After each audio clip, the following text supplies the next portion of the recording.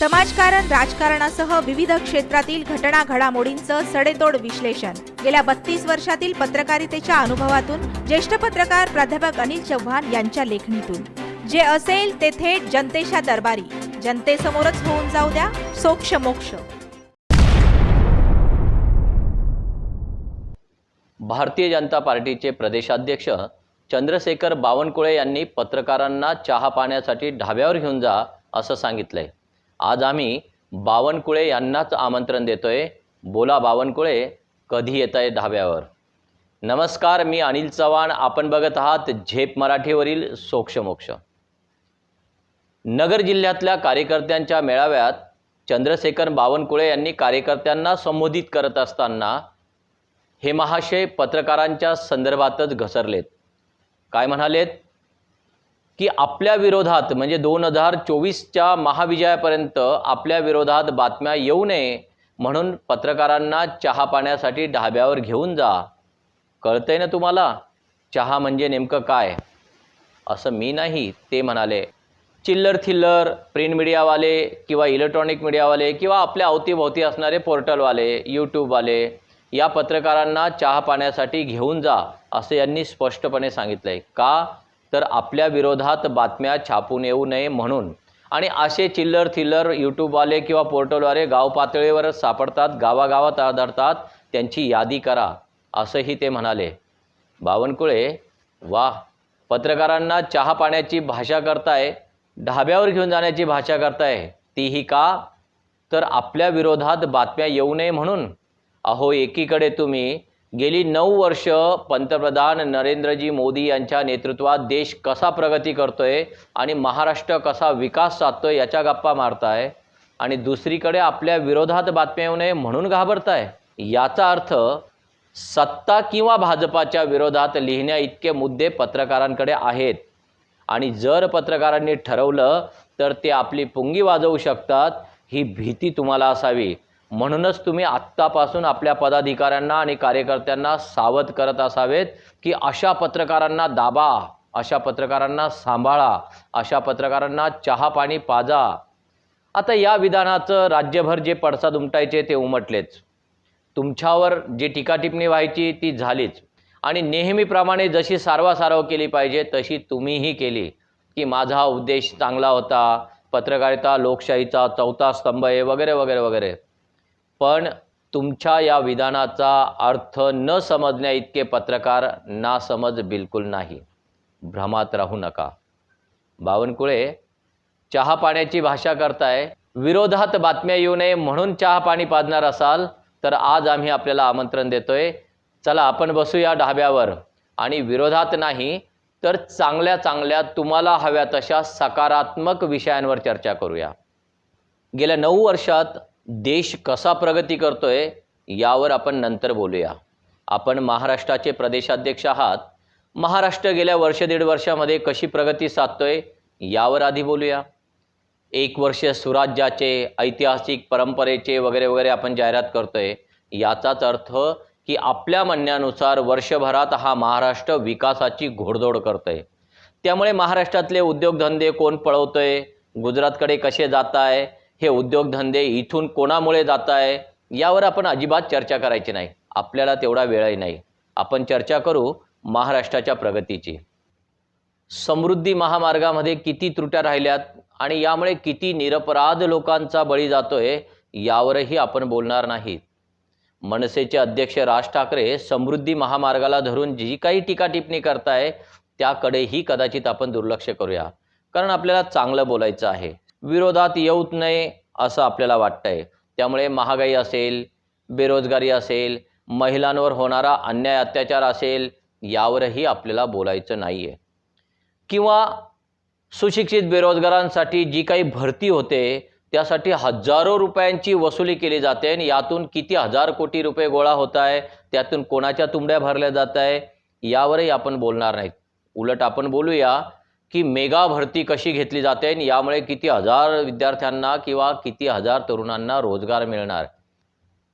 750 रुपयाचं gas cylinder 1100 रुपयावर गेलं आहे, यावर आपल्याला अजिबात बोलायचं नाही.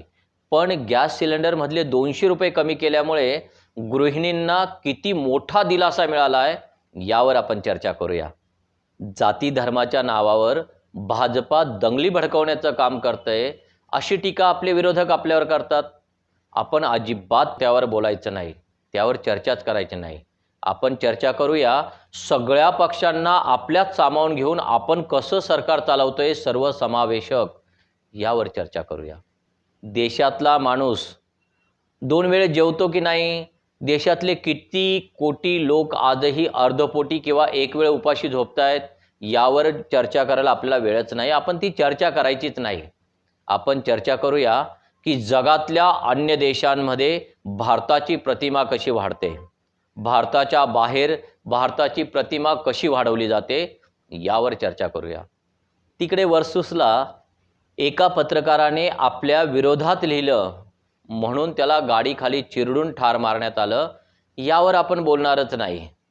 किंवा ठाण्याच्या भाजपाच्या एका आमदाराने एका पत्रकाराला चक्क धमकी दिली, घरातून बाहेर तर निघून दाखव, आपण यावरही बोलणार नाहीत। खानदेशातील जळगाव जिल्ह्यात पाचोऱ्याचे आमदार भाजपाचे आमदार आहेत किशोर पाटील यांनी संदीप महाजन नावाच्या एका पत्रकाराला अक्षरशः घाणेरड्या शिव्या दिल्यात। ऑडिओ क्लिप व्हायरल झाली, सगळ्यांनी ऐकली। एवढ्यावर हे महाशय थांबले नाहीत तर त्यांच्या गुंडांनी या पत्रकाराला भर रस्त्यावर भर दिवसा तुडवून मारलं। आपण यावरही बोलणार नाहीत। चर्चा करायचीच असेल तर ही कार्यकर्त्यांची उत्स्फूर्त भावना आहे, कार्यकर्त्यांचा संताप आहे असं म्हणून आपण यावर चर्चा करूया सकारात्मक।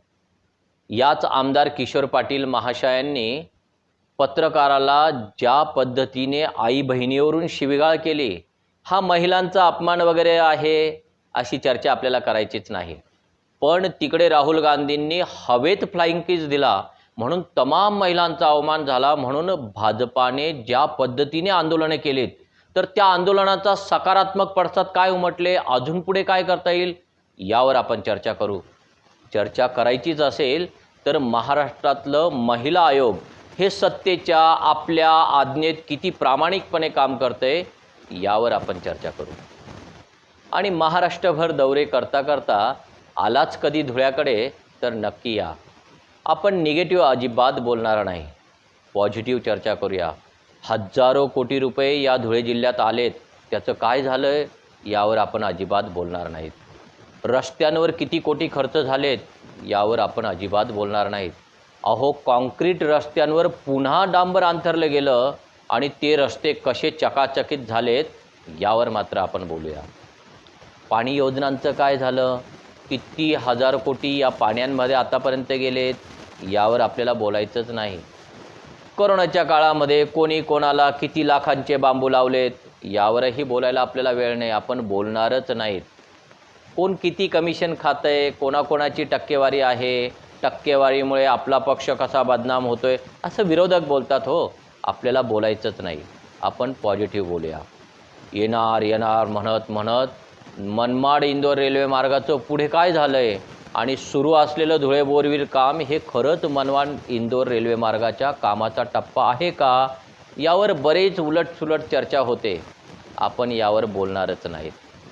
आत्ता काल परवा एक बातमी आली की अमित शहांनी महाराष्ट्र दौऱ्यामध्ये काही मतदारसंघांवर चर्चा केली आणि मग धुळे लोकसभा मतदारसंघामध्ये सत्तांतर होईल का, धुळे लोकसभा मतदारसंघामध्ये उमेदवार बदलवला जाईल का अशी चर्चा सुरू झाली आणि मग आपल्या खासदारांनी भलतंच मनावर घेतलं। आपण यावरही चर्चा करणार नाहीत, आपण चर्चा करू पॉझिटिव्ह। हजारो कोटी येऊन या जिल्ह्याचा कसा विकास होतोय यावर बोलूया।